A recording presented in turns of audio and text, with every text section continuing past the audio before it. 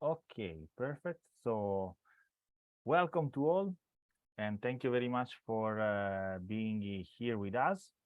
I am Domenico, CEO and coordinator of the Climate Social Forum, and we are here to an open Talanoa dialogue on climate change. So we will see that open discussion on climate change are initiatives that I want to foster open space for discussing about the climate crisis. We, as a Climate Social Forum, we want to deep especially the connection between climate and social crisis. And so that's why we want to propose this open Talanoa discussion, which topic will be climate and social challenges, from policy to implementation under a just transition. So before giving the floor to our amazing speakers, I will briefly present the Climate Social Forum, and also we will give the floor, the possibility to our colleagues from the India chapter to introduce themselves. Then we will see that we'll have like an expert session. So we call upon intervention about expert speakers on 4 domain topics that you can see here from the from my first slide. And then after that, we will have like a Talanoa open discussion. We will like explain a little bit the rules on how it will be organized, the discussion. The idea is to interact with you, as we said at the beginning, and also produce after the session a document that will be the report of our open dialogue. So without further ado, I will explain a little bit about the Climate Social Forum, who we are, which is our mission. So Climate Social Forum has been born in 2020, completely during the pandemic. Oh, sorry. Yes, I hope that you can hear me. Okay. So again, welcome to all. I was saying that the Climate Social Forum was born in 2020 during the full pandemic, with the idea that the pandemic could not stop the discussion on climate change, also because climate change is not stopping, even though the pandemic is running. And so we decided to make a virtual space where to start the discussion on climate change, where to start like online discussion on climate change and social crisis, because the two crises are connected. So we created this virtual assembly, also based on the inspiration of the Manifesto Climatico Latinoamericano that was born in COP25. And on this, we organize ourselves to make virtual agoras, virtual discussion places. We started in 2020 with the first edition of the Climate Social Forum, having like a 7 days event of between speakers, activists, interested people, case studies, and so on. And we created this common space of discussion properly to address the crisis and the climate and social crisis into an internet way. We base our discussion on principles. As any, we can say, safe space of discussion, we set up, first of all, some basic principles. And here you can find our basic principles that can be summarized into 3 key main words. Listen, so we have to listen to each other's opinion. Generativity, so the discussion need to be generative, so need to come out with some solutions, some ideas, and so on to overcome. And solution, so to find out a solution to the problems that we face together. The motto of our Agora is that we are all on the same boat, as the Talanoa is saying, and only if we remain together, we could prevent the storm to overcome us and to happen. So, as I said before, Talanoa is the methodology that we are using for our, we can say, interactions. Talanoa is a traditional word used in Fiji to properly define this interactive and peer-to-peer discussion modality. And this is based on 3 questions. So where we are, to assessing the state of art, where do we want to go? So which is our goal, our objective, our future vision for the situation? And of course, how do we get there? So to find out methodology and strategy to achieve our goal. As you can see, is a methodology of discussion, but also a methodology of collective problem solving. And that's why we want to propose this methodology also today, and this methodology will be applied on the topics that we are going to address with our speakers. So here was like the example of the first program of Climate Social Forum, just to say on how we like use this methodology also to frame our initiatives, our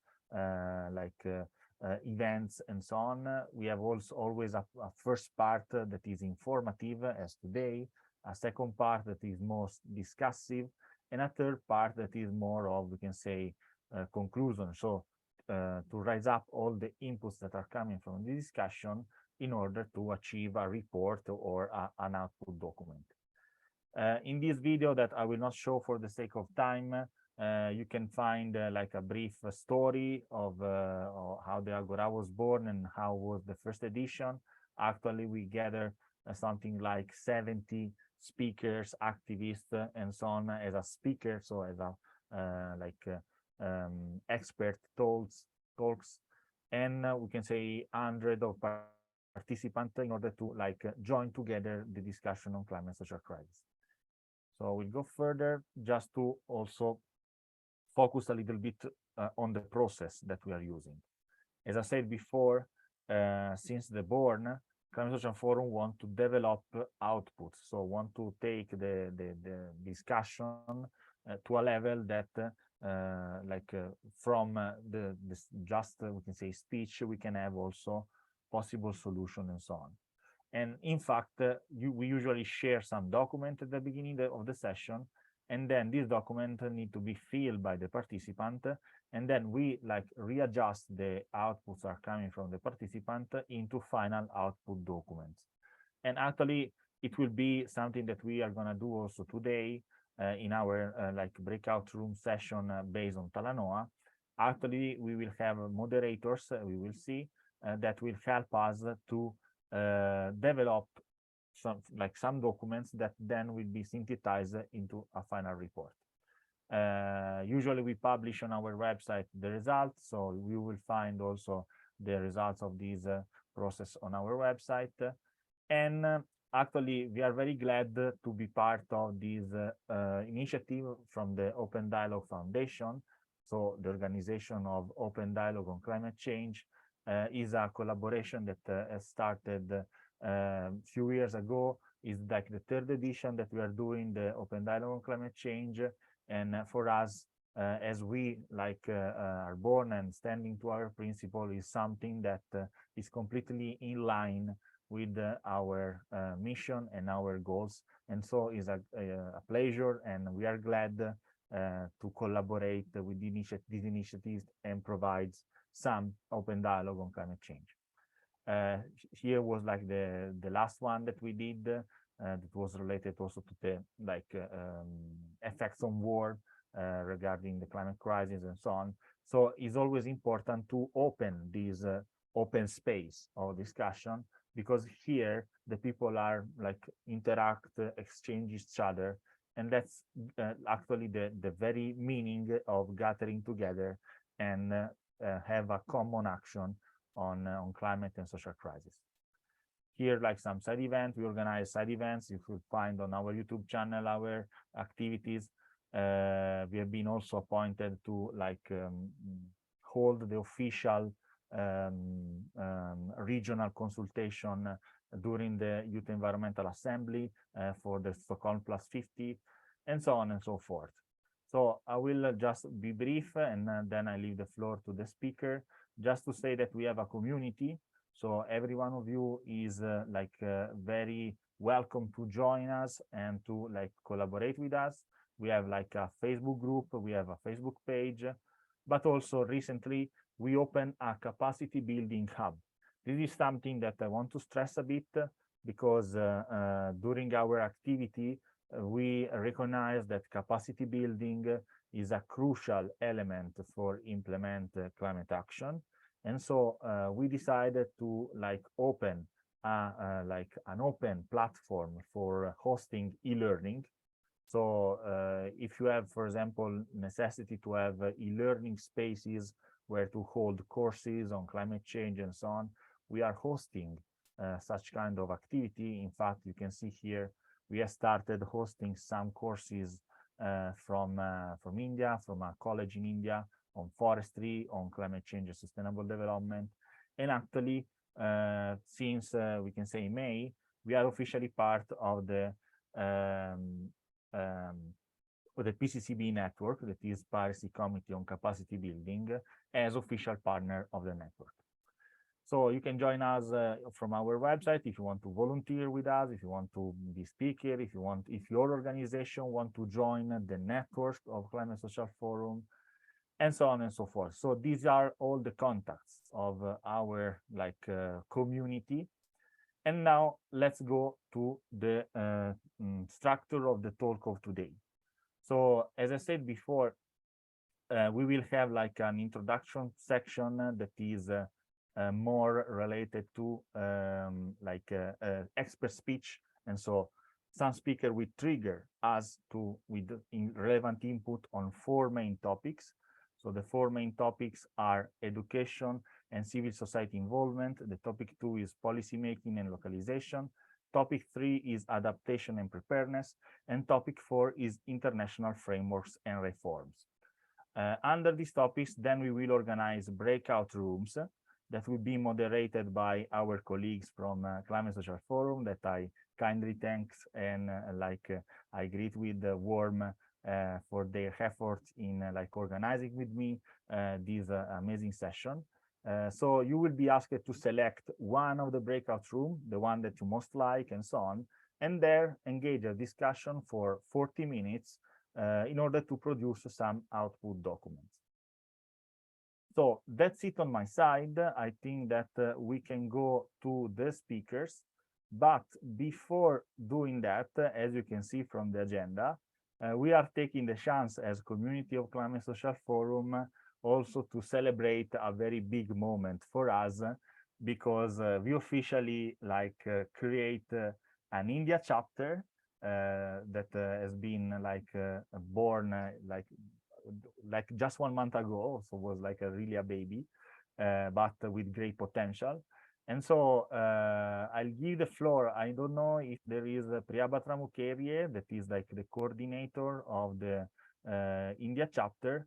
I didn't see him, but in case, I will give the floor to Dr. Joshi, that is indeed the ambassador of the India chapter, to say a few words. So welcome on board, Dr. Joshi, and congratulations for this great achievement of having the India chapter.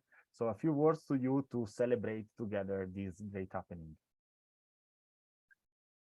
Thank you, Domino. Yeah. It's a great pleasure to be part of India chapter, and I have been assigned as an ambassador, and it's very nice to work collectively for our mission and vision.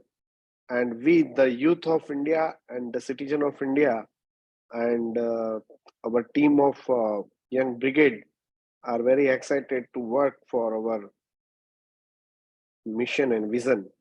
And again, I congratulate Team India for this wonderful opportunity. Thank you, Domenico. Thank you very much, and a big applause to our friends from the chapter India. And with this, I will give the floor to the first speaker of today, that is Moran Solbrosa. I don't know, Moran, if you are there and you can speak. So please, Moran, let me know if you can interact and speak. Okay. Moran, I see you there, but I cannot see you that your microphone is active. Hello? Okay, I think that Moran is facing some problems. So, Dr. Joshi, I think that we can directly go to you before, in the meanwhile that Moran is gonna solve the connection issues. So, Dr. Joshi, so we are switching to topic 2 of our list, that is regarding the role of SDGs also in policy making and so on. So, Dr. Joshi, I'll give you the floor, and also I know that I have to share my screen, so just 1 second. In the meanwhile, if you want to introduce yourself, Dr. Joshi. Yes. Myself, Dr. Sudhir Joshi. I'm a senior government officer in Government of Gujarat. Basically, I'm from Vadodara, posted district panchayat, and post is district Ayush officer. And I'm also founder and director of SDG Brigade India. And I'm also part of regional mentor of Atal Innovation Mission, Niti Aayog, New Delhi. And I'm also part of high level political forum and various NGOs and stakeholders forum also, and representing India in various form of conference, workshops, seminars, and other mode. And our mission is sustainable globe, and our vision is Sarvasreshta Bharat by 2047. Now, over to my topic. As in Open Talanoa discussion, I have been assigned for policy making and localizing SDGs. So, Domenico, kindly share my slides now. Next. Hello. Am I audible? Yes. Okay. Did you see? Okay. Yes, yes. The SDG represent a comprehensive framework to promote synergies and manage trade-offs across sectoral policies in an integrated manner to engage all actors in the policy-making process, both internally from the local, regional, or national administration and from the non-governmental sphere. They also provide a framework to monitor progress and set more ambitious target as well as create accountability with the local population. So, as per my opinion, policy making is a very important regarding the governance as well as the impact and output. So, starting from planning, next, next slide, please.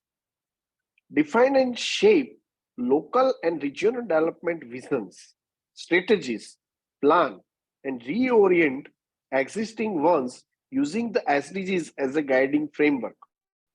Taking into account pressing and emerging challenges posed by megatrends such as climate and demographic change, urbanization, digitalization, and globalization. This is very important to put focus on it. Next, use the SDGs to promote synergies and manage trade-offs among sectoral policies and across level of government in order to overcome silos and fragmentation, linking social, economic, and environmental dimensions either at the goal or target level. Use the SDGs to address concrete local challenges. We are here for addressing more local challenges that require a holistic approach to fit for the future, such as clean form of urban mobility, affordable housing, gender equality, access to green spaces, balanced urban development, clean water and sanitation, air quality, solid waste management, territorial inequalities, or service delivery. As per my opinion, all SDGs are interconnected and interlinked. So this is very essential. Next, identify place-based priorities through a participatory and multi-stakeholder process. Cities, regions, and national government should prioritize issue based on the SDGs and relevant to their territorial specificity. Why I am mentioning here? Because while we are addressing the policy, it is very essential. When identifying place-based priorities, the indivisibility and interconnectedness of the SDG should always be considered. When implementing the SDGs, combine stakeholder engagement with scientific tools and evidence-based analysis to prioritize action, manage trade-offs, and guide decisions. This is very important. Next, The development of a matrix that shows the interconnectedness of the SDGs and impacts of decisions in one area on the others is a key tool to that effect. Mainstream the SDG in design and implementation of international cooperation activities where they exist. For instance, decentralized development cooperation programs could be shaped around the SDGs, where the city region has a comparative advantage and strongest potential for knowledge sharing and peer-to-peer exchange, building on existing networks. So it is very important to mainstream the SDG in the implementation mode. Next is multi-level governance. Use the SDG as a framework to align policy priorities, incentives, objectives across national, regional, and local government. Develop capacity building, as Domenico right now saying that capacity building. So capacity building program must be encouraged across government levels, include for public officials in the administration, in cities, region, and all sizes. National enabling frameworks and knowledgeable sharing platforms can help to spread front, front runners models that can be replicated at subnational level. Consider the relevance and transformative nature of SDGs to assess and improve existing governance frameworks and test new governance models towards more holistic and bottom-up policy making.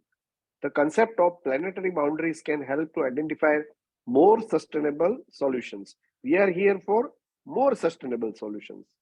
Next, engage.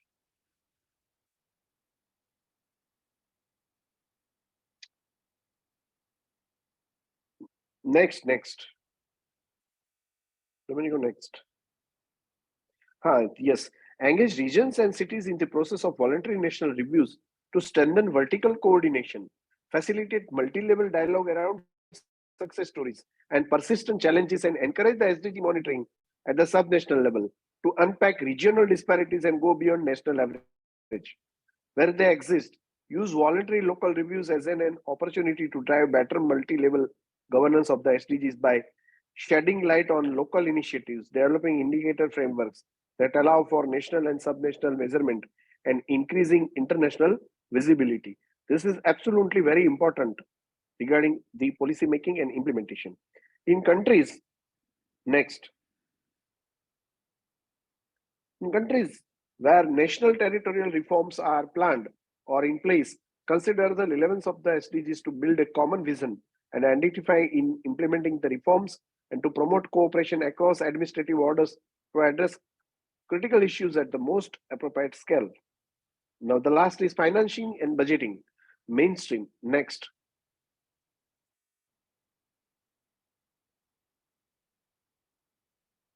Mainstream the SDG in budgeting processes to ensure adequate resources are allocated for the implementation of the 2030 agenda and to foster policy continuity across political cycles.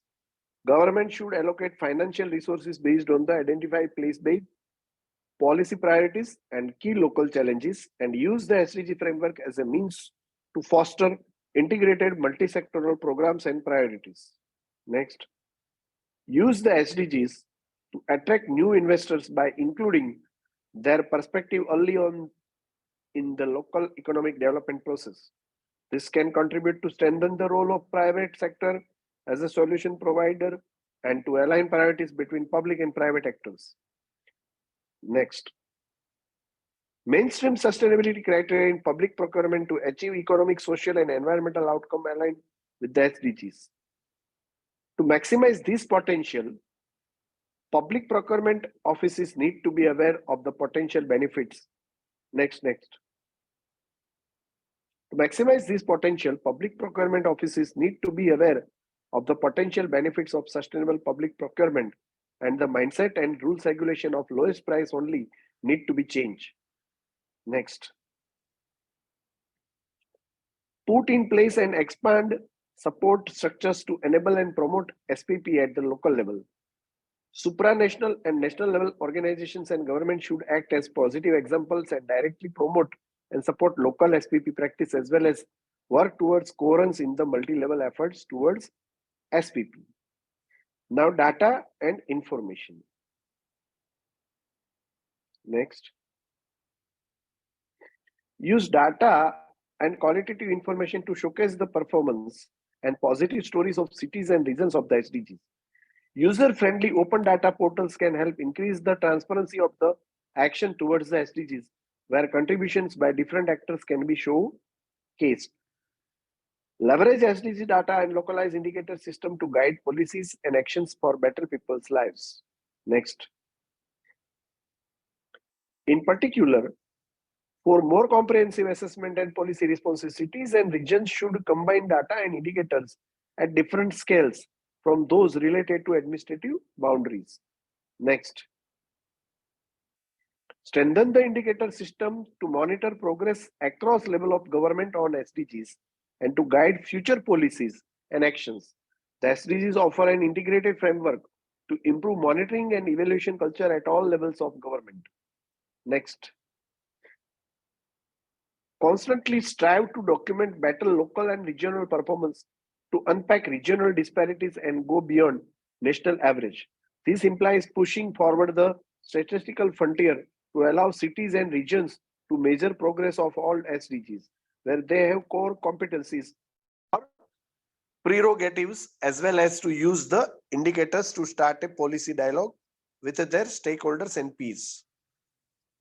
Next is engagement. Now just few slides there. Use the SDGs as a vehicle to enhance accountability and transparency through engaging all territorial stakeholders, including civil society, citizens, youth, academia, and private companies in the policy-making process. Co-design and implementing visions and strategies with territorial stakeholders in a bottom-up and participatory way to enhance accountability and transparency in the policy-making process. Next. Use a combination of various tools to engage territorial stakeholders, such as raising awareness about the SDG investment in SDG solutions through grants or loans or fiscal incentives for innovative solutions toward sustainability. Use the SDG as a tool for public service motivation by linking the daily work of the staff and administration to the achievement of global goals. This is preschool education and social services. And the last slide. Next.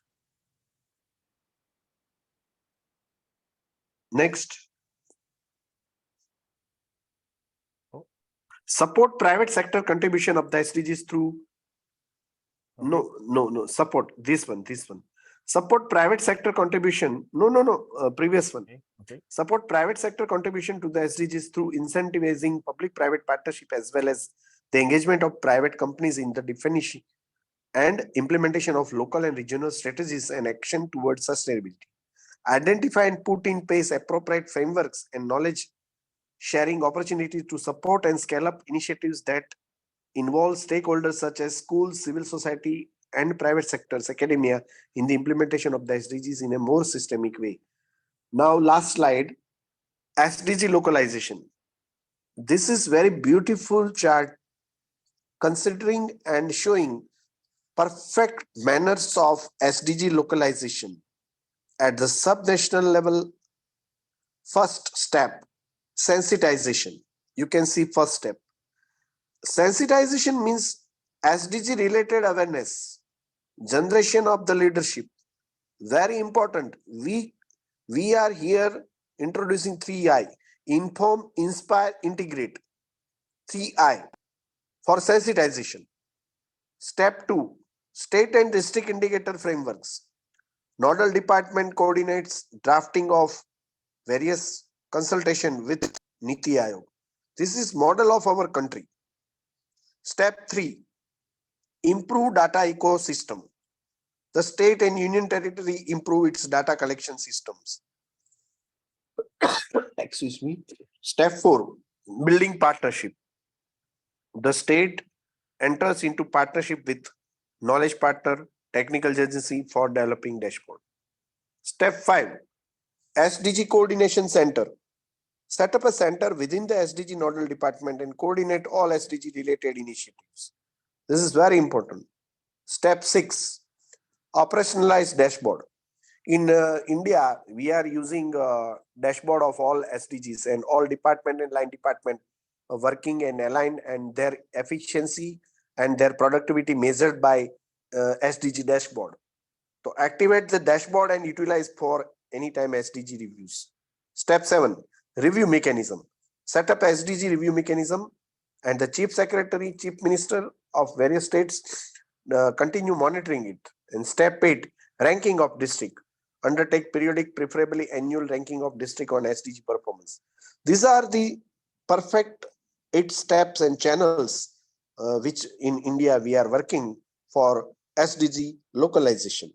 So I narrated with all this that let's come forward for peace, prosperity, and happiness through climate change initiative. And this is a great opportunity given by CSF and our parent organization SDG Brigade India. Let's come forward for sustainable globe. Thank you very much. Thank you to you, Dr. Joshi. I will like virtually have a round of applause for you because it was a very wonderful presentation. So thank you very much, Dr. Joshi.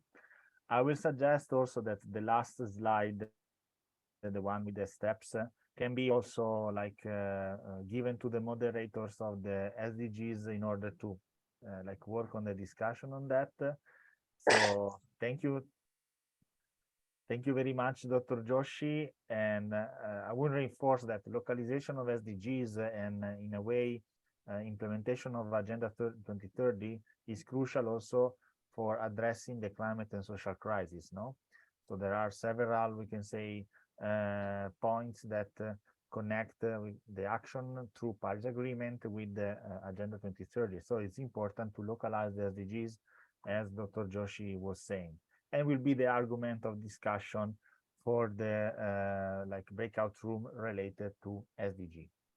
So let's make a step back. Let's go to the topic number 1. Let's talk for the SDG implementation about citizen engagement and civil society engagement, capacity building and education.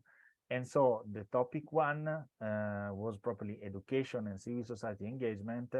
And for this, we have the honor to have Moran Solbrosa, that is like founder and coordinator of B platform, that she will talk a little bit about that, but particularly she's an educator, and I'll give the floor to her to address the topic number 1.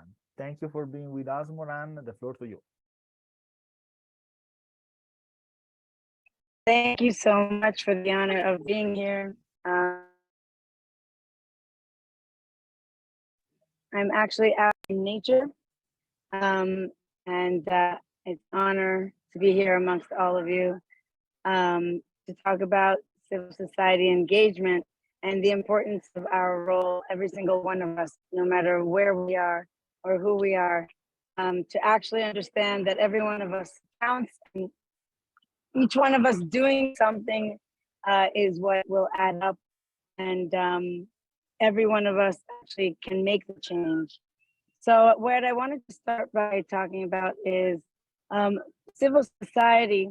Oftentimes, as a member of civil society, we seem to feel disconnected from being able to affect change, and oftentimes go and reach out to leaders, decision makers, and politicians.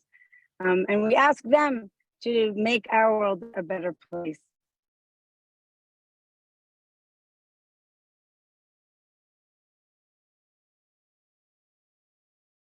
I think Moran is still facing some problem of connection. Apologies. Okay. And then I thought, why not actually see what each one of us can do about it? And the challenge that I found when I was looking for what each one of us can do was actually, more than anything, the awareness. And that's where education came into place. When I think about education, it's not just about going or teaching at us. It's also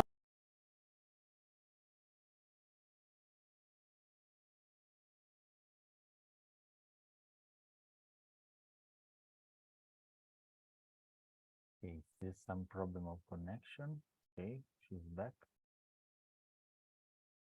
So Moran, we lost you for a moment. So if you can. Can you hear me? Yeah, now yes. So please. Can you hear me? Yes. Okay.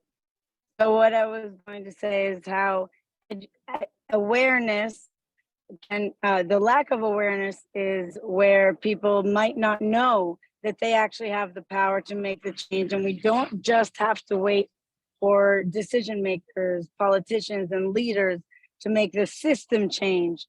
Each one of us is inherent in this world. Each one of us has a part we play. With every word we say, with every choice we make, every single day, we can actually affect the world around us. So whether we choose to actually buy something that's made of plastic and reuse that plastic, which is a general example a lot of people seem to understand and connect with, versus how much of the food that I put on my plate do I eat? How much do I leave on the plate and throw away? How much food do I buy versus how much do I eat? Same with clothes and fashion, which today we know that it's another challenge that we have in our world, which is fast fashion, where many places in the last decade or so are designed to actually sell things for cheap, and then you only use them for a small amount of time, and then they get thrown away or passed on, and then we buy more. So civil engagement.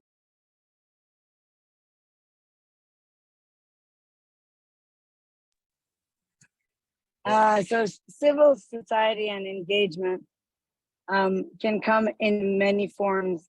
And so education, as I was saying, if we learn best through experience, then actually having learning is also about going out into nature, just spending time in nature, having the time to interact with nature. Learning is also about actually doing things, actually going and, let's say, buying ingredients to cook with and seeing where the ingredients come from. Where did they grow? What did it take for them to travel to the shop where you bought them? Because nowadays, less and less of us are actually farming our own food or actually going to hunt for our own food. And the entire life cycle of the ingredients we use, plus the energy and effort that it takes to actually prepare food. And then when the rest of the life cycle of when we eat it and what we have left over, and then how we store it and what we do with it onwards. I'll pause for a minute. Are there any questions so far?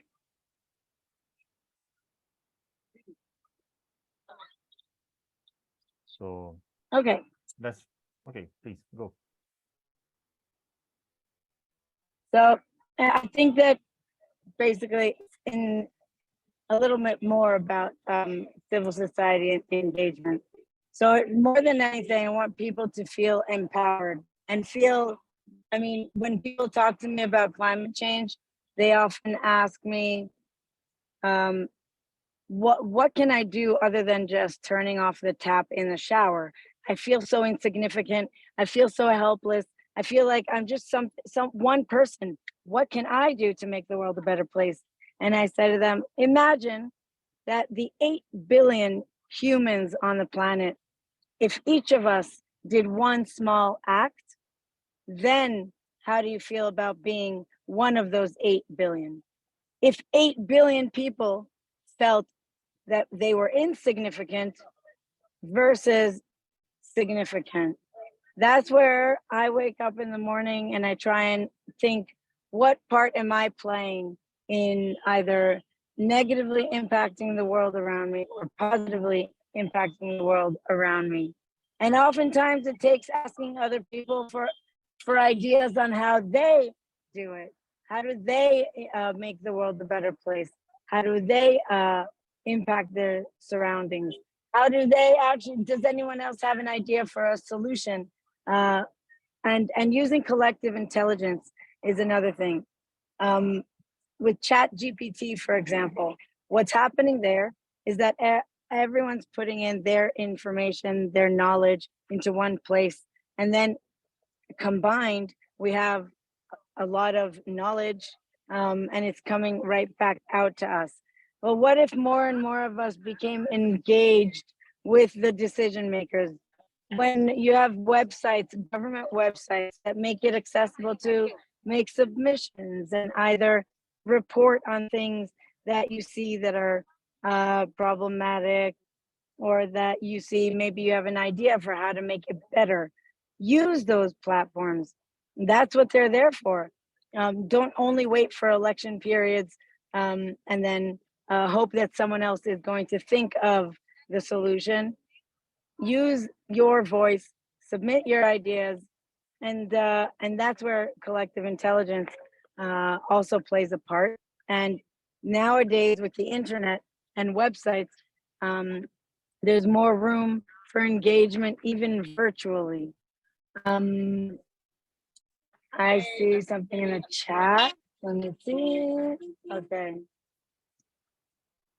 Any questions? I don't know. I see that someone introduced themselves. Okay. So I think, Moran, you can go to conclusion if you want. Sure. So in conclusion, I would say each one of us is significant. Each one of us can learn from one another by just being who we are in the world. And because we are social creatures and we live in human communities, by being an example, by observing other people, even subconsciously, we can actually learn from one another and be inspired, and then take the ideas and inspiration and implement them ourselves. And that in itself is also a form of education, and it's also a way for each one of us to be engaged in the impact and creating change in a better world. Thank you. Thank you very much, Moran. Thank you for highlighting also the role of education, and I can say also of outdoor education. That's something sometimes a little bit underestimated. I remember that I was attending some lessons and some properly education and training for trainers. And they were teaching us the importance to also engage youths and civil society also into like outdoor education, properly, to not just to talk about abstract concept, but to concretely see what does it mean like climate action and environmental protection in like on the field, we can say. So I saw maybe a question. So let's have just a small space for question and answer, and then we will go to the next speaker. Do you face, so Muriel is asking to you, Moran, do you face a situation where your action failed? How do you carry policy makers on your action fail? No, how do you carry policy makers along on this case?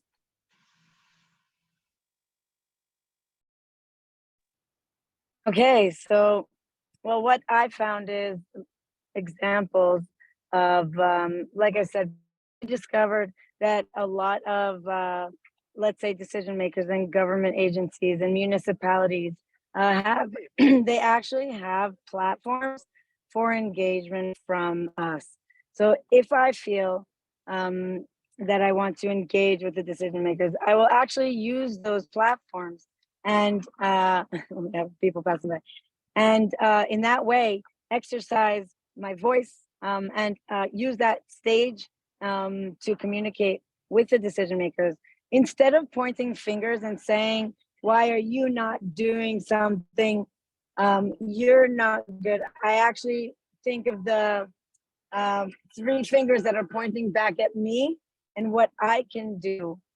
So oftentimes I think to myself, what if they are so far from my position as a member of civil society that they don't actually have the idea of the solution that I have the perspective of, because sometimes that happens. So I come and I say, all right, from my perspective, if I knew that, let's say, the garbage, if you put it on the other corner, then perhaps it would be easier for people to recycle because of one reason or another. I might actually make that submission and then wait and see if it gets.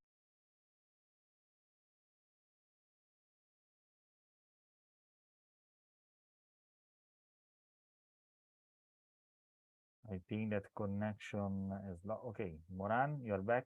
Yeah. We lost you for a second. So My idea was pretty concluded, but it's more about actually taking time out of my life to feel that I'm actually part of and connected to the decision makers, that it's not just some far off distant body that I voted for and I expect them with my eyes closed to do what it is. Almost like parents and children, when we take it for granted, instead of understanding that that's part of the system, that thanks to that system, I have clean streets or clean water to drink. And that's what makes it worthwhile. Rather than just pointing fingers and separating or getting further from the government and bodies and decision makers, I take a step. Thank you. Thank you very much, Moran. I want to underline this because it was very insightful, as once I was saying. Thank you for sharing this. And I think that this is also a basic element for understanding civil society engagement. So we are not disconnected, we can say, by policy making, okay? We have to be part of the policy making because then regards all of us. So the life of a, we can say, of a state, of a system is not just us and the policymaker, but is a complex system that need to interact. And that's why it's important to involve civil society into the process. And also we as civil society, we need to participate. We will focus also on this on the last speaker. So thank you very much, Moran, for sharing that. And let's, we can say, take this insight also for our discussion after. That will be surely very interesting on that. So Moran, I also kindly ask you if you want to stay for our further discussion in Talanoa board after, please, very welcome. And then you will have like a more, we can say, restricted space with the other participant of the breakout room to elaborate a little bit more on that. So on this, let's go to the third topic of our set of topics today. That will be adaptation and preparedness. So we have for here Dr. Bola Aziru. So welcome, Dr. Bola Aziru. It's a pleasure to have you here with us. So thank you very much for joining this session, and thank you also for having with us your amazing speech. So please, I'll give you the floor. Let me know if you need to share the screen. Yeah. As you wish, as you wish. I can share, or if you can go, I will let you share the screen. Okay. You can share it from your. Okay, so if you want, you can share your screen and you can go.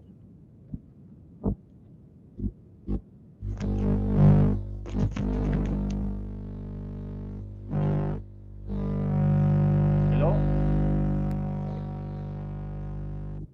Hello. I'm trying to share my screen.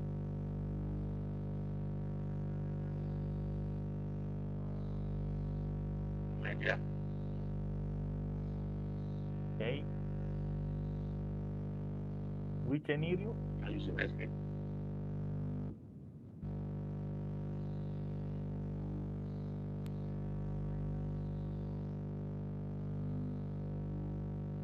Can see it. Dr. Bolaziro, if you want, I can share you for you. Okay. Share Okay, no worries, no worries. Yeah. I will do. Okay. So Yes. please introduce yourself and I will follow you on the slides. Yeah. Thank you very much, Domingo, and thank the Climate Forum, Social Forum. I also congratulate India for the fifth. Um, I want to talk about the climate change preparedness and adaptation strategies. I'm Dr. Bola Ashiru from FIRO, Federal Institute of Industrial Research, issued in Lagos, here, Nigeria. Next. Yeah, the contents.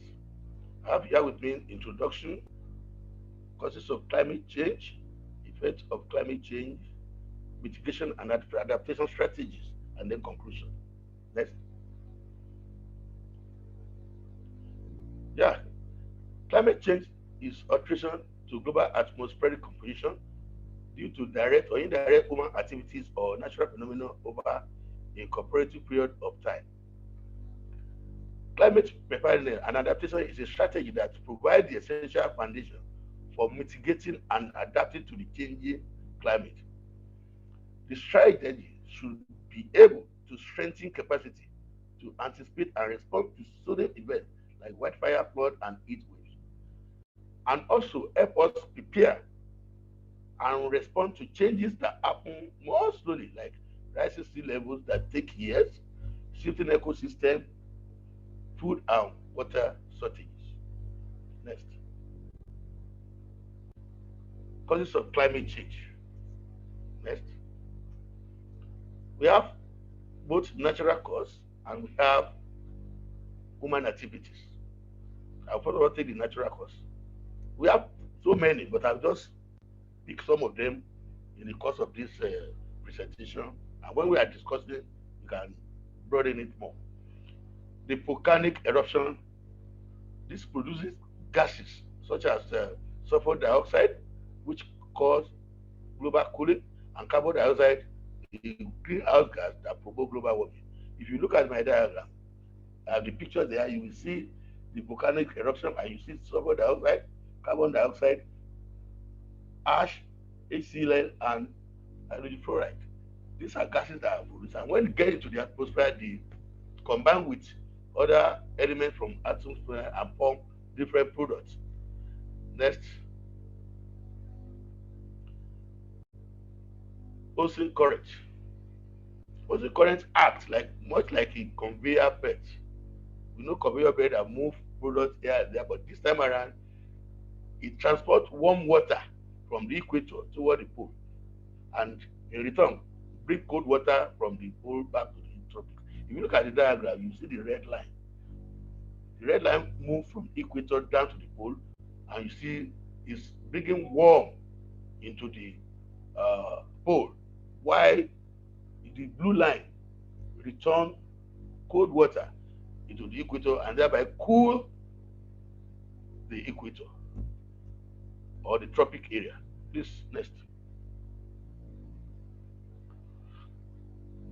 Changes in Earth orbit. This change the amount of energy our planet receives from the sun.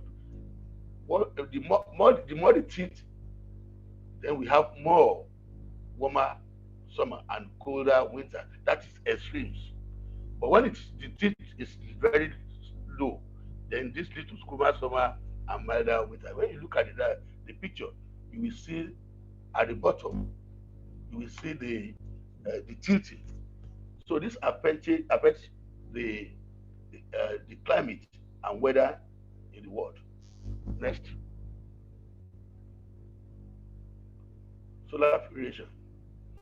This refers to the intensity of sun radiation on Earth. When it is maximum, that means that the temperature is extreme and the atmosphere is very hot. And when it's minimum, that means even though there may be some, but you feel some cooling on the earth. Next. Then we have human activities. Under human activities, I will start with greenhouse gas. We are all familiar with greenhouse gas. As greenhouse gas emission blacken the earth, they trap the sun's heat, and this often leads to global warming and change in climate. It also affects cloud formation in the sky. You will see the picture, you will see all gases that are produced. Carbon dioxide has the highest percentage, followed by methane and followed by nitrogen oxide. Then fluorine gas is next. Then deforestation. This is a result of land clear purposely for agriculture or wood harvesting. Most of this carbon stored by trees is released back into the atmosphere as carbon dioxide. In the tree, most trees are used as carbon captures. And when the trees are felled, either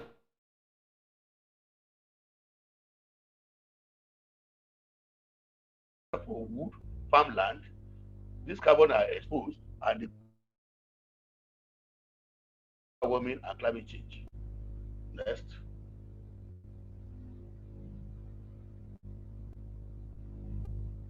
Coal mining. Coal mining activities release methane. And methane is a very potential greenhouse gas.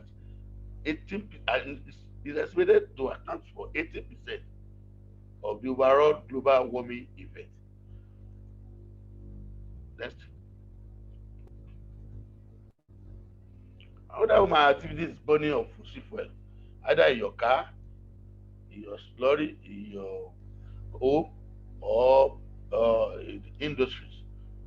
This releases large amount of carbon dioxide, which serve as heat trap in the atmosphere and result in climate change. Next.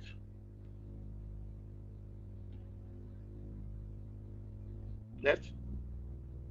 Industrial process, like I earlier said, factories alone are responsible for nearly two-thirds of emission to blame for global climate change. Most factories use fossil fuel to power their factories, their equipment, to power every process they do, and this releases a lot of green gas into the atmosphere. Next.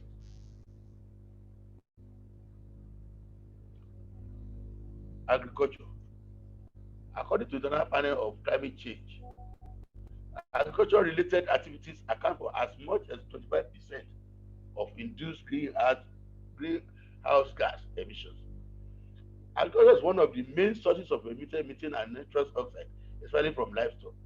The livestock sector alone is responsible for about 44% of human-induced methane emissions, 53% nitrous oxide, and 5% carbon dioxide.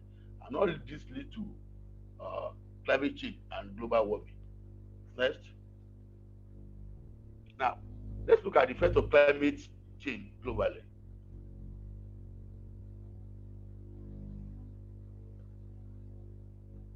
The effect of climate change globally, extreme drought, and this extreme drought disrupts the ecosystem and causes wildfires. It lowers water level in lakes, ponds, and rivers, and lead to food security is threatening of food security. That's also have negative impact on Earth. Next.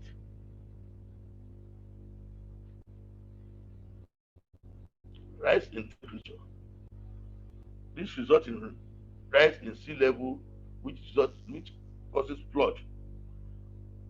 Also, rise in temperature causes warm enosis, which results in storm that advance into cyclone, hurricane, typhoons that destroy homes, that destroy crops, that destroy ecosystem, and lead to food insecurity.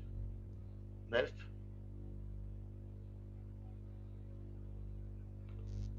Now I'm looking at changing the ecosystem.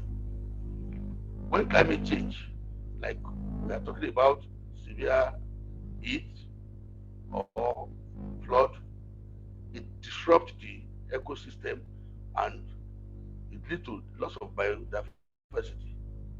And most of animals and whatever that's in the ecosystem will migrate to a better climate. So, and this leads to spread of pathogen, parasite, and disease, and can lead to potential risk in health. For example, most of the pathogens or parasites, they already have some other animals that prey on them, that reduce their population. But when those animals are dispersed, it leaves human beings it expose them to all these parasites. Next. Next. Then wildfire. This also affect the ecosystem. Animal and human beings lose their home, and vegetations are destroyed, soil are destroyed, and that means that uh, our means of livelihood is disturbed, and of course it affects the social economic of that country. Next. Acid rain is another that is detrimental, that has a effect on it, on trees, fresh water, and soil, which are source of food for human and animal. It also destroys aquatic life in the water. You can see some fish in the picture which are affected by acid rains. It causes corrosions on steel structures such as bridges and so on, and as well as impact on human health. Next. National security. Increased global warming can also pose a threat to national security, affecting food security, which in turn can lead to resource conflict. Climate change alone has been linked to increase in violent crimes.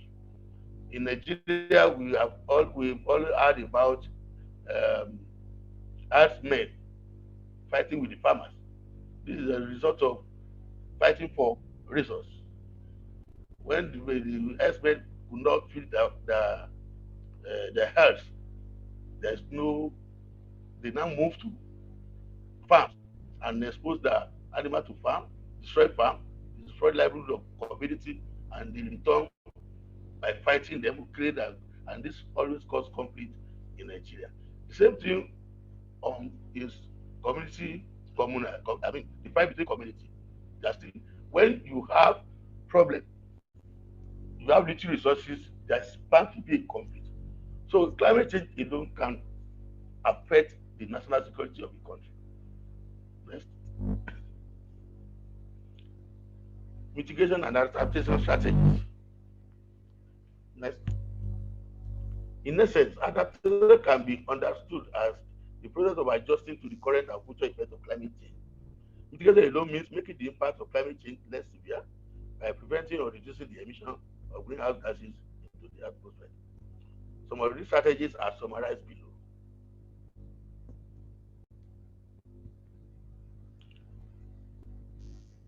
Number one, replanting forests and restoring damaged ecosystem.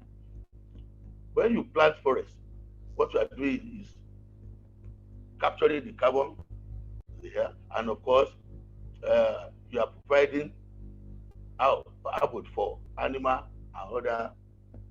You are trying to restore the ecosystem that has been destroyed by removing the forest trees. Diversify crops so that they are better able to adapt to changing climates. Another method is to diversify the crop production. If you have a monocrop and it's affected by drought or by climate change, you might likely lose all the crops. But if you have a multiple crop, like you have three like maize, yam, pepper, and so on, plant on the same land, it might not affect all of them. You still have something to on the farm. So if you diversify your crop, or you look at crops that are adapted to change in climate,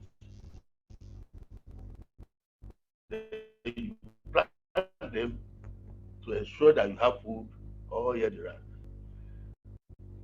Now, the next one is explore indigenous-led climate adaptation knowledge. In the past, our people have their own indigenous knowledge of tackling some of these climate change. It might not be like climate to them. For example, in hydrology cycles, some communities will have flood every 10 years or 20 years. What do they do when that flood occur? There must be an indigenous knowledge that they have to be able to sustain. So these are things we need to really study and then adapt to the present situation, in which flood is almost every year because of climate change. Investigating and developing innovative solutions to prevent and manage natural catastrophes. These are other we have to, for every problem that occurs as a result of climate change, you must first of all do an assessment. When you do assessment of the the climate change, then you'll be able to look at solution to be able to control it or to manage it. Then, then you can now develop action plan for emergency that will occur in case of future occurrence. Then again, you can practice energy efficiency. Energy efficiency is that like you have in your house, there's no light, you are putting your generator 24 hours. That's not helping the matter because you are producing more carbon dioxide, you are producing more global warming. You should try to reduce your energy use. Use energy when it is necessary, not that you use it for leisure, so as to not damage the climate. Then greater use of renewable energy.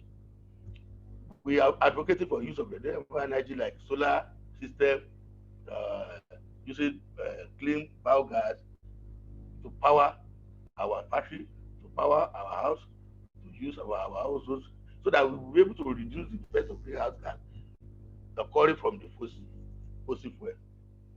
Then we are advocating again that we should engage in um, what we call it, tax credits, carbon credits, and so on, so that it will help country to control emissions from factories and ensure that it is well regulated. If you are producing a lot of greenhouse gas and they are being taxed by government, and then it affects your profit, you will find a way of reducing the use of other energy, I mean, those fossil fuel energy, and adapt to renewable energy.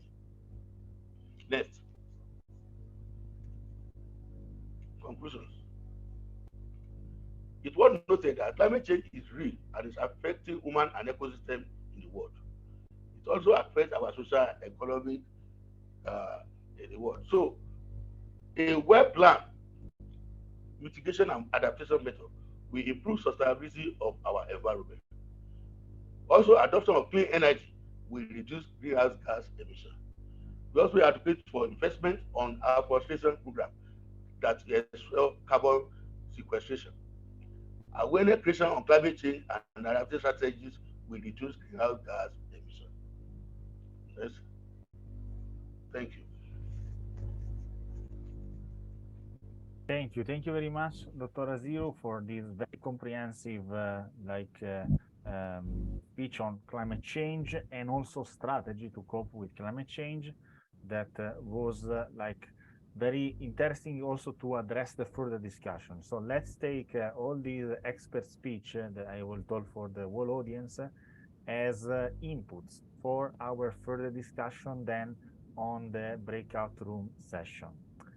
So now we go to the last topic that is about institution, international governance, and reforms. Actually, I want to inform you that the speaker for this session, unfortunately, has another commitment, and so cannot join in person this session. Okay, let's start. But I will share a video from him that is properly talking about the role of international institution and the governance. And I will make a little bit introduction on this. So now we are facing a strange period, we can say historically, where multiple crises are overlapping. We are talking about the climate crisis, and we saw extensively which are the causes, the fact that are related to human activity, and so on. We are facing a social crisis, so the importance to involve the civil society to implement the SDGs for a sustainable development, and so on. But unfortunately, we are facing also a strong period where across the globe, we can say, there are several conflicts, okay? And so I very appreciate when Dr. Joshi was mentioning the 5 Ps under the implementation of Agenda 2030, that are people, planet, prosperity, partnership, but also peace.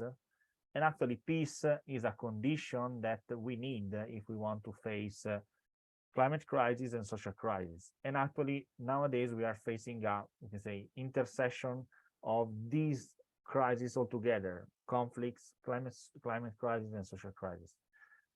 But it's important to understand that global governance can grant peace only if global institution, international institution are well fitted enough to avoid conflicts. And actually, the next speaker that is, is on video, but like he's expert into like policy treats, international geopolitics, and so on. His name is Francesco Postiglione. Will propose us a point of view on institutional reforms. So how we can eventually think about new international governance to, first of all, grant human rights, and second of all, to try to avoid the conflict. Okay, so which are the conditions to don't put countries to have conflicts.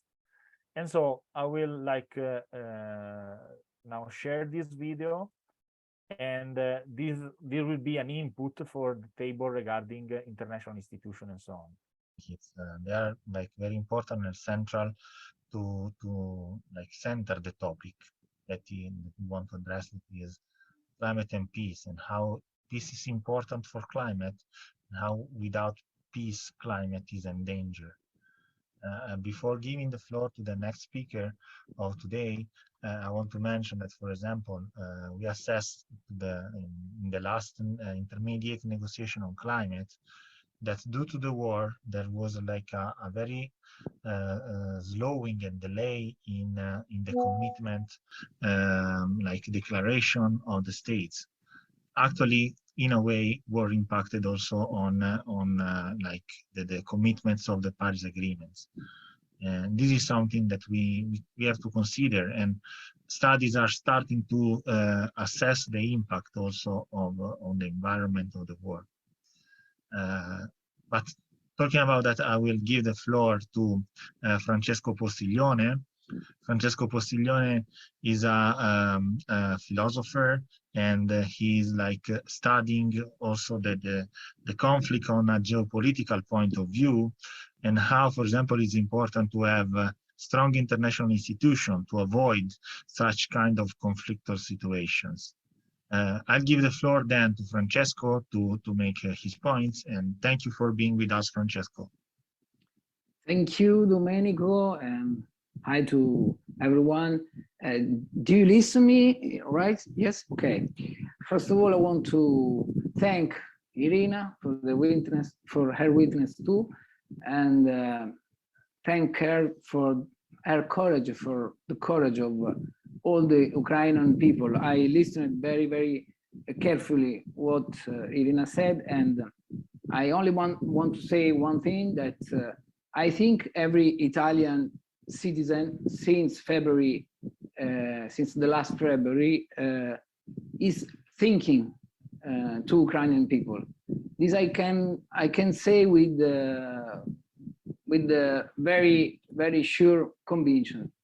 And I don't know if it's useful to you Ukrainian people, but I can say that every Italian people is thinking about you, because we always felt that Ukraine is Europe, and history says that. And I don't want to I don't want to go in this theme, because we all know that.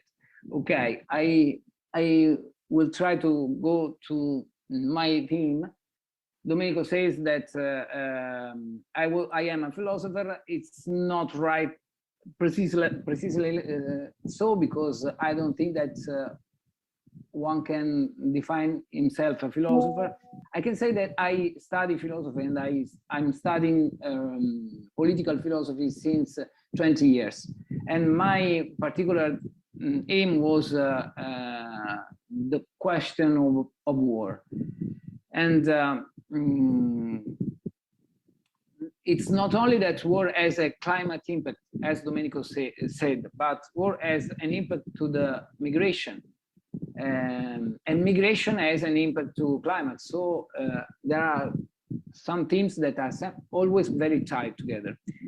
The solution, I will talk about the problem of war, will be a solution, could be a solution always, could be a solution also for climate change and climate problem. But before talking about the solution, I want to focus the problem. Why we have war, and why we have wars in the 21st century? Because, as Irina said, it's very, very strange and unacceptable that we have wars in the 21st century. War is something that has to be of the past, not of the present and the future. But why we have wars until now? I think that we can say that we have wars for 4 reasons, principally. We have wars because we don't have a democratic international order. This is the principal reason, and I will go focusing to this reason after. The second reason is that we don't have democratic states until now, until we are in the 21st century. About 100 states in the world, it's about the half of the states in the world, are not democratic in any way. In any way we can say that. For example, this is the reason because we have wars in some states of Africa, because they are not democratic states, so some of their orders will go on by military force. So it's quite obvious that military force takes itself together with war. Okay, the third reason for what we have wars, according to me, is that some nation is searching for a state identity. For example, this is the reason for wars in Palestine, between Palestine and Israel, because there is one state that is searching for an identity. Or this is a reason for wars also in Africa. And the fourth reason, according to me, the most important one, is that we have wars because there are conflicts in order to control resources, just like oil, or just like coke, or just like diamonds. And maybe in the future we can have wars to control resources just like water, while water is not available, for example, in Africa. This fourth reason is the reason for what we had wars recently in some areas of the world, like Bosnia, Serbia, Afghanistan, Iraq, wars conducted by democratic states, we can say, because, for example, the war in Serbia and Bosnia was conducted by NATO, which is an alliance of democratic states against one non-democratic state, just like Serbia. So according to me, we have wars for principally for reason 2 and reason 4. So we have wars because we have non-democratic states, and sometimes these non-democratic states are in conflict with even democratic states for the control of some resources or maybe some geopolitical strategic sites, just like Middle East or something like that. Okay. In every case, I think that there'll be a solution for war in every one of the 4 cases that I showed before. But this solution is not one of my ideas, obviously. This is an idea that is very, very fixed in the past, because it's an idea of Immanuel Kant.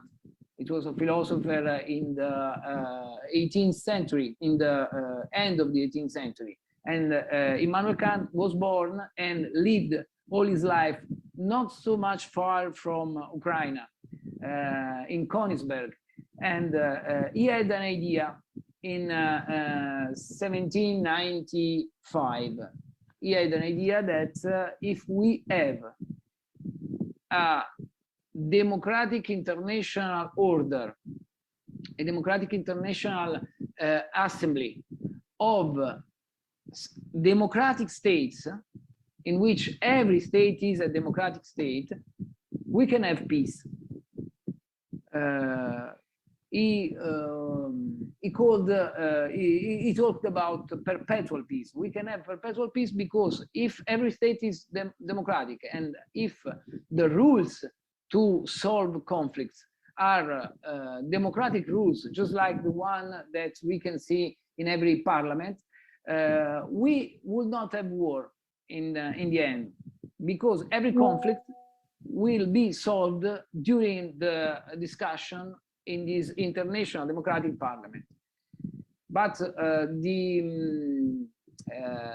the condition sine qua non is that every state is democratic, because if every state is democratic, we can say that in that assembly, every political leader is representative of his people. If we don't have democratic states, political leaders are not representative of their people, of the willing of their people, but they are representative only of themselves. This was an idea of Kant just very, very before World War I, World War II, and very, very before before also Vienna Congress and so on. But I think that you has just seen some similarity to ONU, to UN organization. And in fact, the idea, the dream of Kant was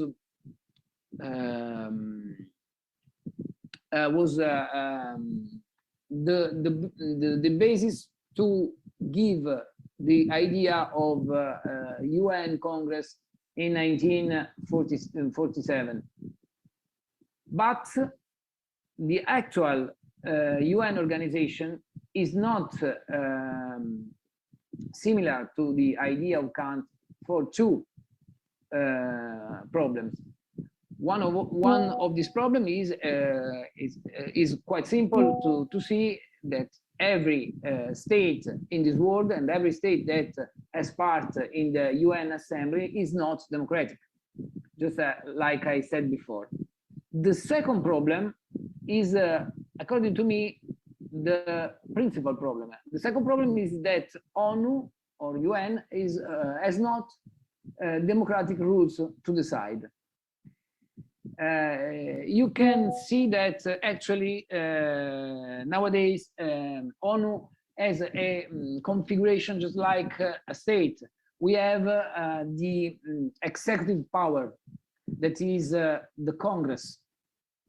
The Security Council. I'm sorry. We have the legislative power. It is the UN Assembly, in which it's true that every state counts 1 for 1. In fact, if you see, for me, this is an important fact. If you see every resolution of the UN Assembly, you can almost say that we could live in a quite right world, because the resolutions of UN Assembly are often very, very focused to solve the problems. But the fact is that the resolution of the Assembly are not mandate for the states, because the real power in UN organization, as you all know, is the Security Council. Security Council has two problems in order to the democratic rules. First of all, it's made of only 15 members, of which 6 are permanent members. Sorry, 5 are permanent members. And you can obviously see that this is not democratic. In democracy, there's no possibility that one has a permanent role in the decision. The second problem is, as you all know, again, is that the 5 permanent members has the right of vetos, the right of say no to every decision of the other 4 states or the other 14 states. Well, who has the vetoes right? Who has the right of say no in the Security Council? As you know, is Great Britain, France, Russia, USA, and China, who were the winners of the Second World War. Well, if you see who are the first principal weapons producers in the world, you can see that in the first 10 producers of weapons, we have USA, China, Russia, France, and even Germany, and even Italy.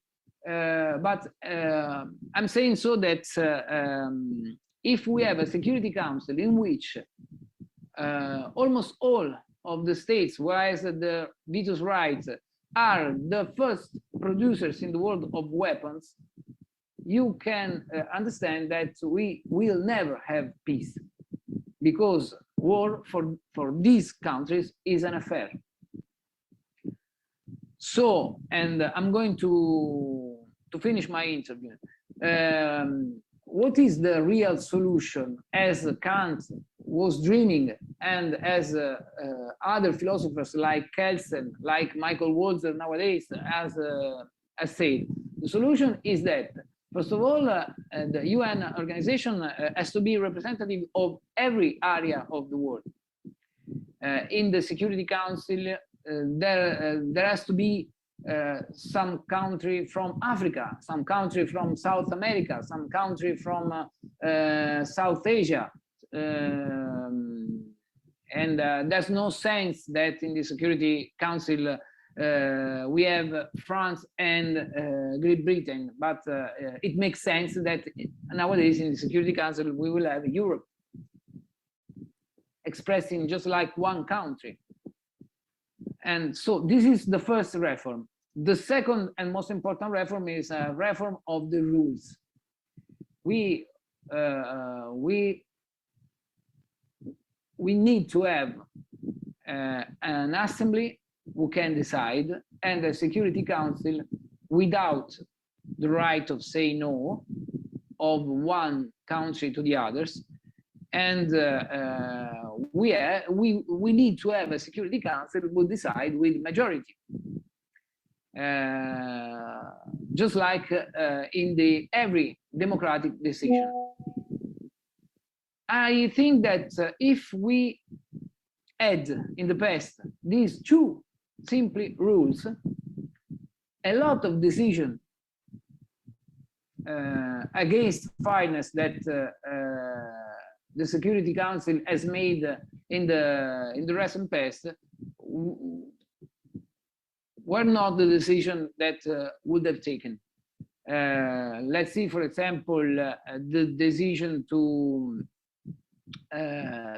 attack Afghanistan or Iraq and so on. And just to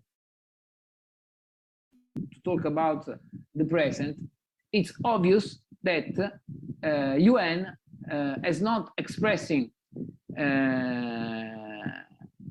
one single resolution against the invasion of Russia to Ukraine. Why? Because Russia is one of the countries of the Security Council. So Russia has exercised his right vetoes to say no to every decision of the UN Congress, and that's the reason why Ukraine until now is trying to defend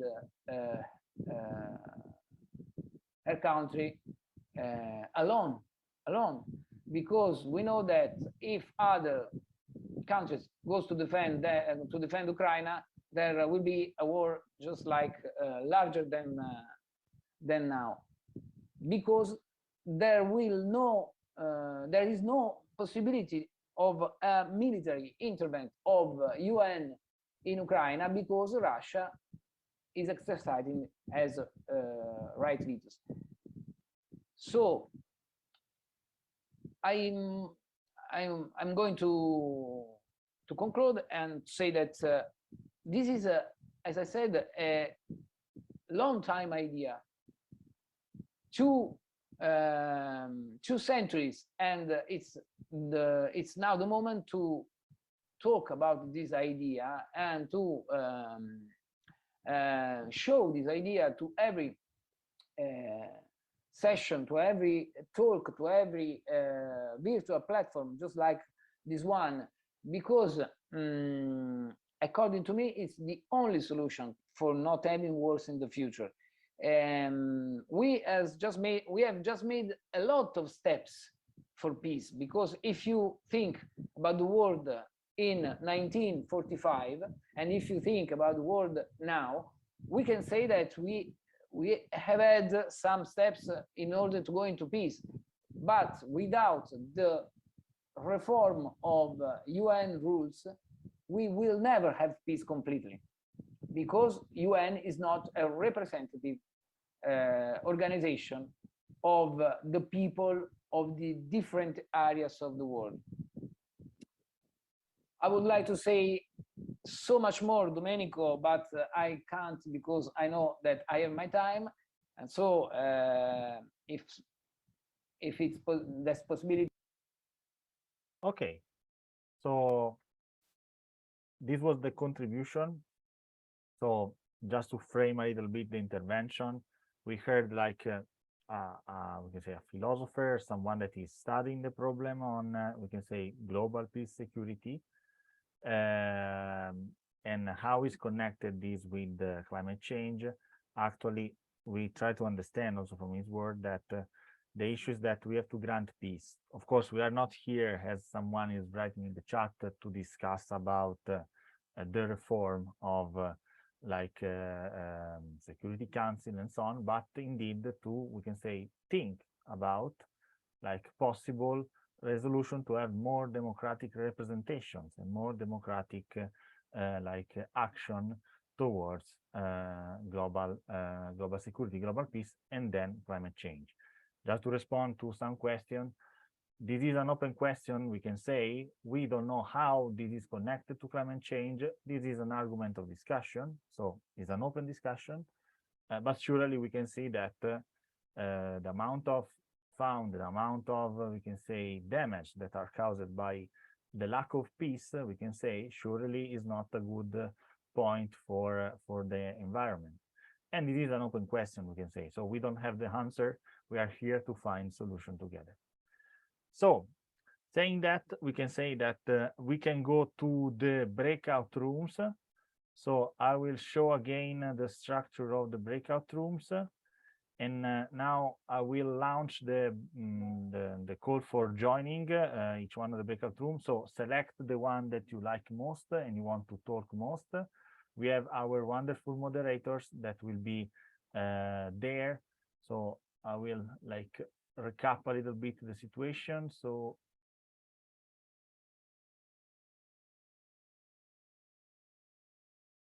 Okay, so just to remind, we have 4 breakout rooms. In the four breakout room, in the first breakout room, we have Garvin that will moderate the session. In the second will be Dr. Joshi and me. In the fourth will be Joseph Mokaya. In the last one will be Adamu. So now I will launch the call just to remember the Talanoa methodology. So I will go a little bit back. So we will have the discussion framing into 3 questions that will be guiding questions. So where we are respect to the topic, where do we want to go? So which is our objective for future states, and how do we get there? So how do we achieve with which strategies, with which methodology, and so on. The speakers has given us some inputs. So let's take the speaker inputs and let's foster on into the discussion. So now I'll open the breakout rooms. You can select the one that you like most. Let's try to distribute among them. So select, you have like now into the screen a selection panel, and then you can go to the one that you like most.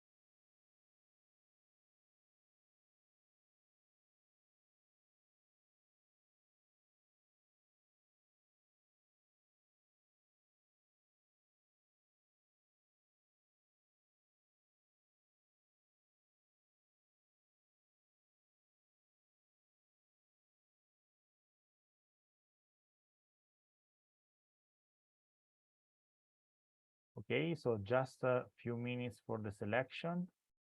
And so for the ones that have not selected, eventually I will assign you a random one.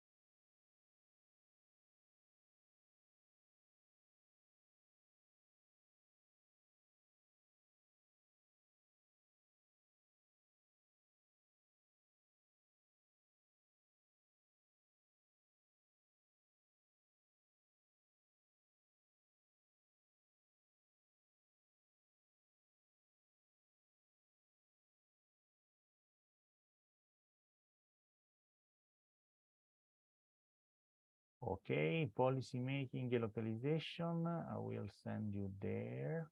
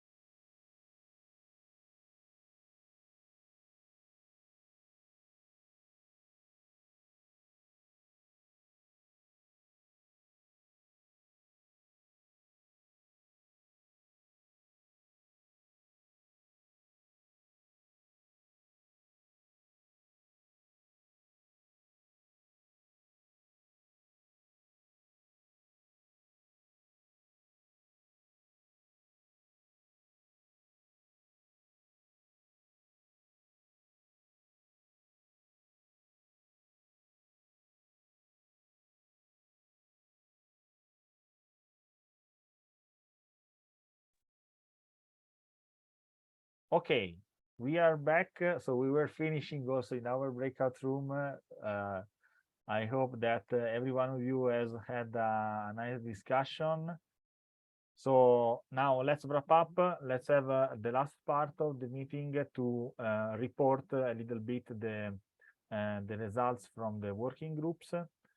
So I will ask to every one of you from the groups to select one spokesperson. So for the group one, I don't know who wants to be the spokesperson to report a bit how was the discussion. So I don't know if there are someone from the working group one that want to explain, or the moderator of the group one want. Okay, McGarbins, please. Okay. Yeah, yes. Okay, so I think our group, we faced quite a lot of network problems. Yeah, Santosh also had a call. So, but then I think with a few things that we've gathered in terms of education and then civil society involvement. So we looked at where we are, and we made mention that as at now, a lot of civil society organizations are unable to reach out to the numbers they want to reach out, and this is because their movements are solely based on the funding they get from the external sources.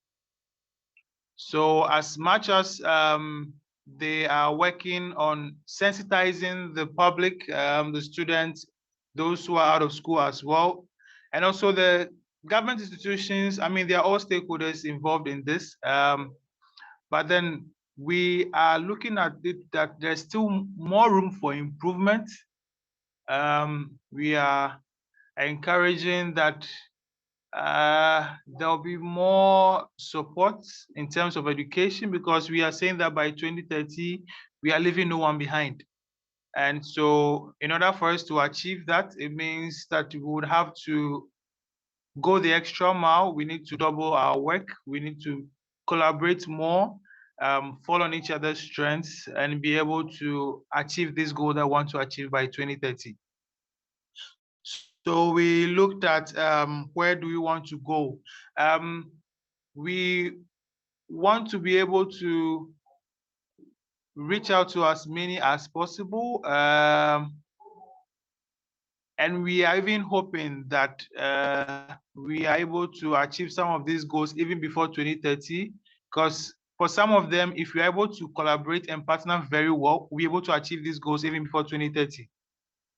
Because if we didn't come together like this, we will not have this social forum.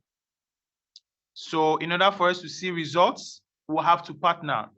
We'll have to take support from each other. We'll have to learn from each other as well to be able to achieve a common goal together. And so what we want to do, where we want to go is by falling more on partnerships, by building our capacities, by making sure that we hold the stakeholders accountable, because they have made a pledge to make sure that they contribute in achieving these goals.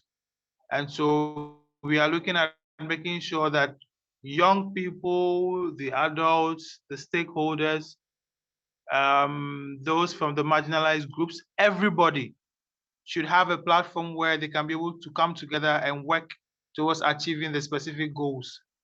And so we looked at how do we get there. Like I said, partnership. Okay, that's the goal 17. I mean, that's the mother of all the goals that we have. How do we get there? We are looking at building more partnerships. We are looking at more external fundings being pushed towards supporting the civil society organizations in order to be able to help them to reach out to more people. We're able to run more school programs. We're able to try and then infuse the SDGs into the curriculum, because once it is added to the curriculum, it means that in terms of the young people who are already in school, the civil society organizations wouldn't have to use so much logistics to be able to reach out to them. If you're able to work with the education ministry and infuse the SDGs into their curriculum, it means that we've saved a huge work in going into schools to educate them on the SDGs. That way we can focus on the marginalized groups, we can focus on those who are out of school, we can focus on the rural communities and all of that as well. So these were the few points that we were able to draft out from our meeting. Thank you. Thank you. Thank you very much. Congratulations for the group one. I don't know if there are questions and contribution to the report from group one. Everyone or someone that want to add something? Okay. I was suggesting, Domenico, we just present and then there will be general contributions. Okay. Let's go this way. So let's go on group two, SDGs. Dr. Joshi and your team, if you want to report a little bit back on anyone from the group two regarding SDGs.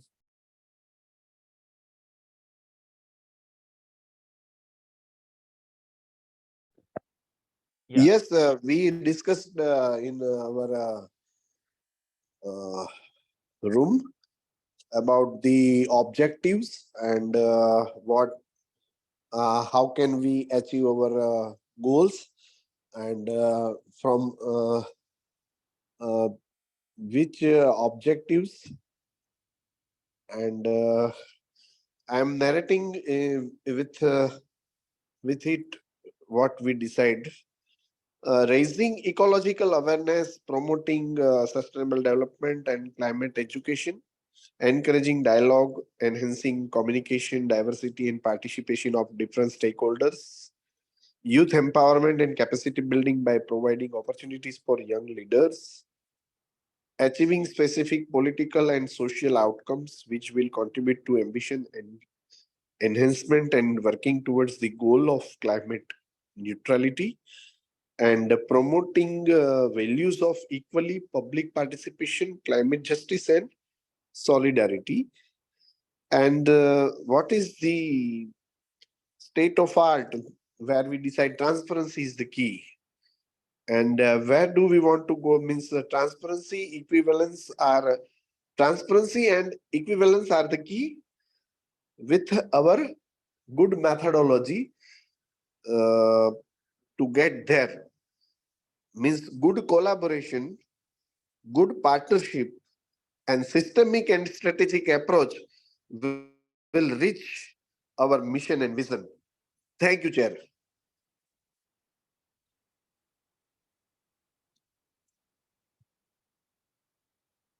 Thank you very much, and congratulations for your work. Let's go on group 3 on adaptation. So I will give the floor to Jos Fatumukaya. Let me know if you want me to share the screen with notes. Just oh, okay. Yeah, that's okay. But I want to just be very brief. I may not say everything there. It's good you have the notes already. Okay.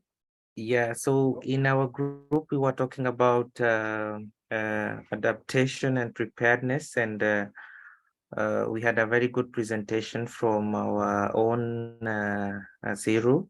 So as we were talking, I was really writing. I hope I was a good typewriter. But now, just to summarize on what we discussed, is that we are at a point where we have a lot of discussions going on climate change, and of course mitigation, and of course adaptation. And we just said in our group that there is a lot of lip service on these matters. People are talking so much about climate change and what we should do. There are very good policies about climate change, about what we need to do, what needs to be done. But that has just gone up to that point, just lip service. There is no action. So where we want to go is that we want to reach a point where we have these honest discussions, where we have, I mean, the policies that are on the table are actually implemented. And one of the participants talked about, we have these conferences, we have the COP conferences. One is coming up in November and December, the COP 28. We were just asking ourselves, how do we make these COP conferences be more of action rather than just talking about what needs to be done? So we agreed that there needs to be a monitoring and evaluation mechanism to check on what the government say, what the countries promise. There are a lot of good speeches that are given, but how do we follow up and know that these guys are really doing what they're saying? So basically the point is there is a lot of lip surface, but we need to find out a strategy where we need to follow up and make sure that honest discussions and people actually act after the discussions. So that is the brief summary of that document, Domenico. So I think if the notes will be sufficient later. Yeah. Okay, thank you very much and congratulations for your work. It was amazing. I really like these a lot of lip service and no like it's a hand and action service. That's true, guys. That's true. So let's go slightly to the last group where I was there together with Adam and Muriel.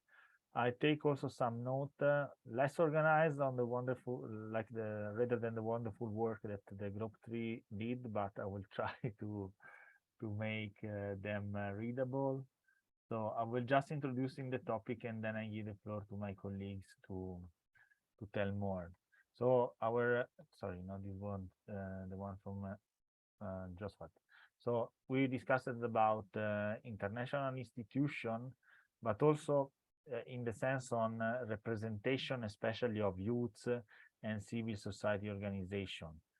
So we share a little bit our experience, which from Cameroon or from Italy or from Benin and so on.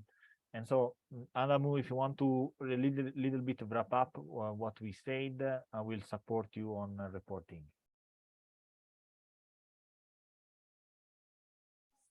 Yeah, Domenico.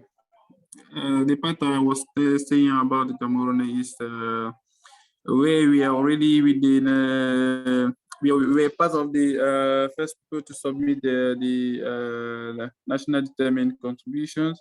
So at the same time, we are working in order to see how we can be active as far as the Green Climate Fund is being concerned in order to have funding for better actions on the field.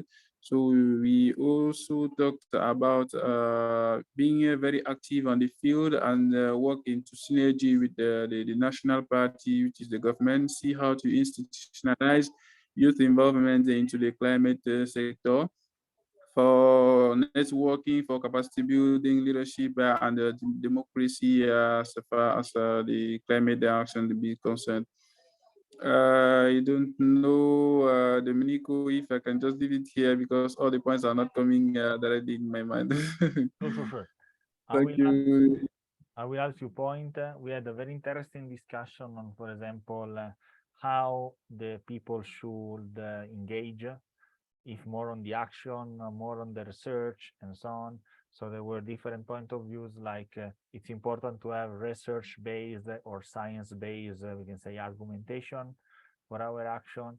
We surely agree that youths are more on on the point, and it's important to leave space to them because they know better the solution sometime, and they can have also the right time to address the points. It's important in a way to act, of course, in a democratic, legal, and proper way, also as a youth. And as well, this is something that I want to add, is important, the intergenerational dialogue.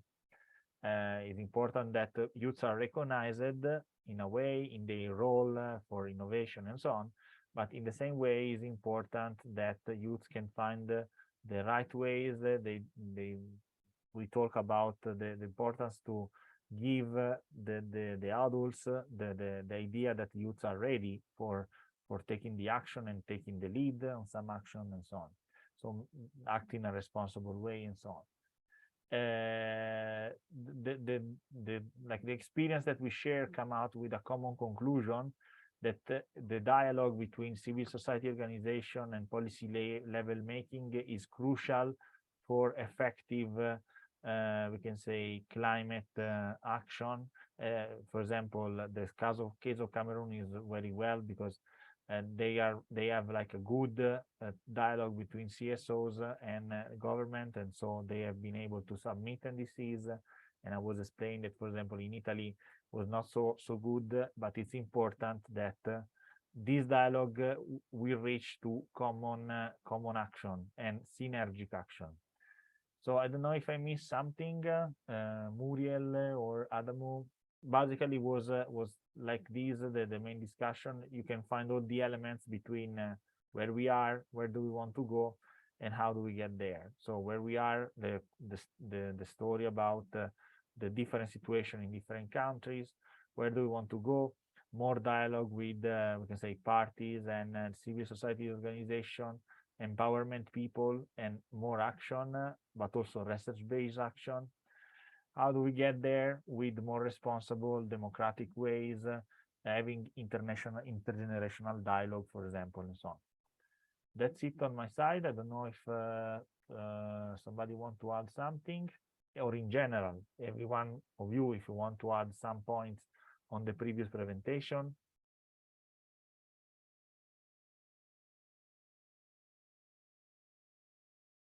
Okay, if no, I think that we can conclude the